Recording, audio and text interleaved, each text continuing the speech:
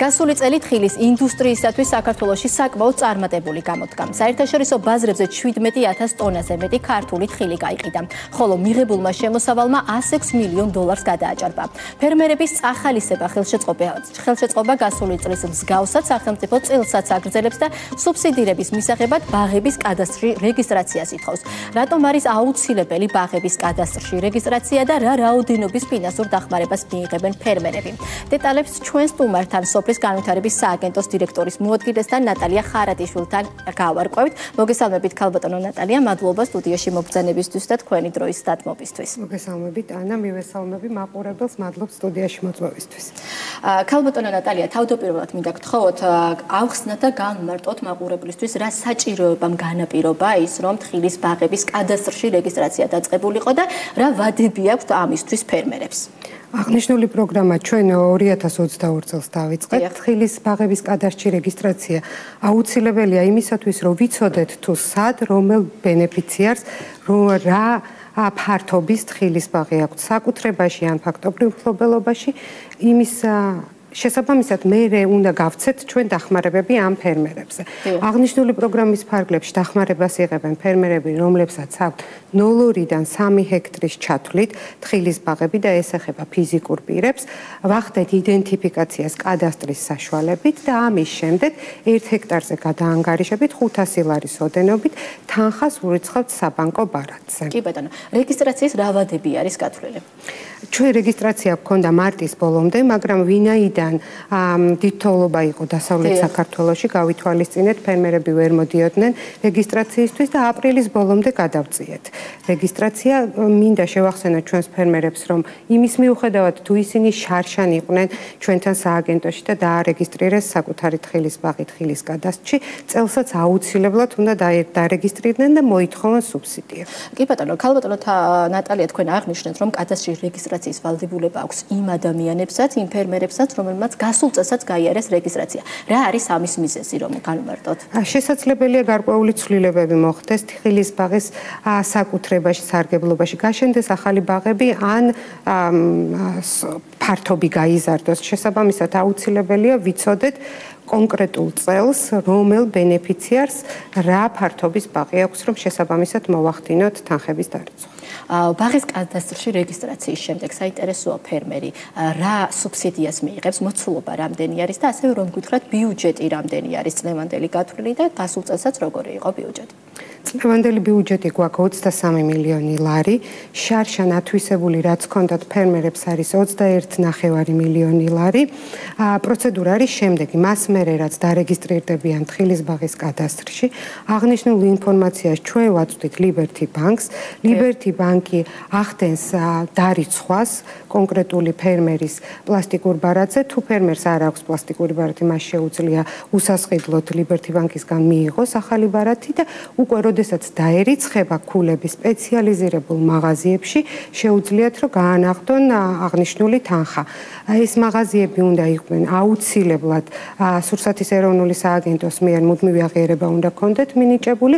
ამის შემდეგ სააგენტო უფორმებს აღნიშნულ მაღაზიებს ხელშეკრულებას და მხოლოდ ამის შემდეგ შეუძლიათ რომ გაანახდონ თანხები და რაც ძალიან მნიშვნელოვანია, ასევე ანა უნდა ვიცოდეთ რომ 31 აგვისტოს ჩათვლით შეუძლიათ იმ ფერმერებს, რომლებსაც დაერიცხებათ ქულები გაანახდონ შესაბამის სპეციალიზირებულ მაღაზიებში. კი ბატონო, კარგით, პროგრამიდან გადავინაცვლოთ და ზოგადად შევეხოთ თხილის ინდუსტრიას მით უმეტეს იმ ფონზე, რომ გასული წელი საკმაოდ კარგი აღმოჩნდა. ექსპორტის თვალსაზრისით მნიშვნელოვანი წინსვლა ჰქონდა და გაზრდილია მნიშვნელოვნად, ასევე შემოსავალსაც ესეც აისახა. როგორი არის მოლოდინები წელს? წელსაც გვაქვს რა თქმა უნდა პოზიტიური მოლოდინები, იმის გარდა რაც ახსენეთ თქვენ რომ ექსპორტი გაიზარდა 1 კილოს ფასი გაიზარდა, ეს თავისთავად ნიშნავს იმას, რომ ხარისხი აიწია თხილის ბაღების. ბევრი წლის განმავლობაში თხილის ბაღის მოვლის კულტურა როგორც ესეთი არ არსებობდა, თუმცა დღეს ვიცით რომ ჩვენი კლიმატური პირობების ცვლილების გამო ყველა კულტურას სჭირდება მოვლა, შესაბამისად ავამოქმედეთ აღნიშნული პროგრამა. ჩვენ ამ პროგრამის ფარგლებში ასევე გვყავს დაკონტრაქტებული აგროკონსულტანტები, რომლებიც ჩვენს ფერმერებს ეხმარებიან გარკვეული ინფორმაციის მიწოდებაში. ერთია რომ შეგიძლია შეიძინოთ, თქვათ, შესაბამისი საშუალებები ბაღს რომ მოუარო, თუმცა აუცილებლად მნიშვნელოვანია რომ სწორედ გამოიყენო ეს მოვლის საშუალებები. ამიტომ ჩვენი აგროკონსულტანტები ეკონტაქტებიან ფერმერებს, 3000-ზე მეტი ფერმერს გაუწიეს წინა წელს დახმარება და დაახლოებით 51%-ით გაიზარდა გამოსავლიანობა თხილში. კი ბატონო, საინტერესო ასევე ქართული თხილის ხარისხი და მოსავლიანობა რამდენად შეესაბამება საერთაშორისო სტანდარტებს? ჩვენთვის ერთ-ერთი ყველაზე მნიშვნელოვანი პროდუქტია, იცით რომ მეორე პროდუქტია, ასე ვთქვათ, ქვეყნისთვის, რომელიც ექსპორტზე გადის და მეტწილად ევროკავშირში შედის ჩვენი პროდუქტი და ევროკავშირი იცით თქვენ რომ გარკვეული ტიპის სტანდარტებს ითხოვს, ხარისხი უნდა იყოს შესაბამისი, აუცილებელია ასევე ბაღებში გარკვეული ტიპის სტანდარტი გქონდეთ ჩვენ ფერმერებს დანერგილი და ამ მიმართულებითაც ვეხმარებით. ჩვენ გვაქვს ტექნიკური დახმარების პროგრამა, რომლის ფარგლებში შეუძლიათ საერთაშორისო სტანდარტი დანერგონ საკუთარ ბაღებში და მიიღებენ ჩვენი ფერმერები ერთი ბენეფიციარი 15000 ლარამდე დახმარებას.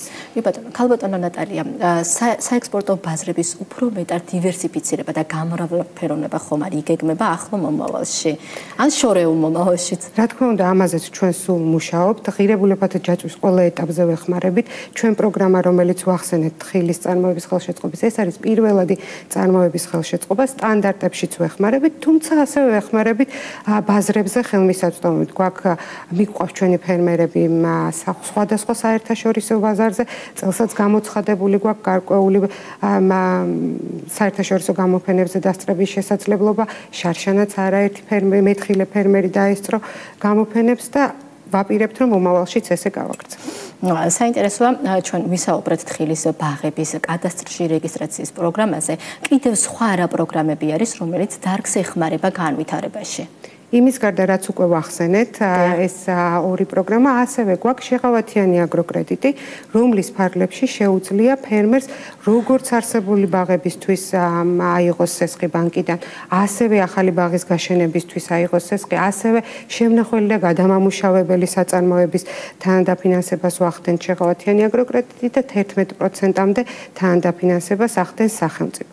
თუმცა გვაქვს ასევე დანერგემომავალი პროგრამა, რომელიც ყოველთვის ყველაზე მეტად ცნობია, აღნიშნული პროგრამის ფარგლებში 1100 ჰექტარზე მეტი ბაღი, თხილის ბაღი გაშენდა უკვე ჩვენი დახმარებით და მინდა აღვნიშნო, რომ დღეს გვაქვს 24-25 წლის აგროსეზონზე ბოლო დღე განაცხადების მიღების, ასე რომ თუ ვინმე სურვილი აქვს თხილის ბაღი გააშენოს, ჩვენი დახმარებით დღეს შეუძლია განცხადი დოკუმენტებთან ერთად შემოიტანოს. და აუცილებლად უნდა ისარგებლონ ამ პროგრამით, რადგან მცირედ რა გვაქვს და დასასრულისგან მივდივართ, ქალბატონო ნატალია, გეგმებზე მინდა გკითხოთ, ახლო მომავალში კიდევ ხომ არ დაემატება ახალი პროგრამები, რას ველოდებით სააგენტოსგან? მოცემულ მომენტში, როგორც უკვე ვახსენე, ღირებულებათა ჯაჭვის ყველა ეტაპს ვფარავთ, თუმცა ეს იმას არ ნიშნავს, რომ არ ვფიქრობთ გარკვეულ ცვლილებებზე.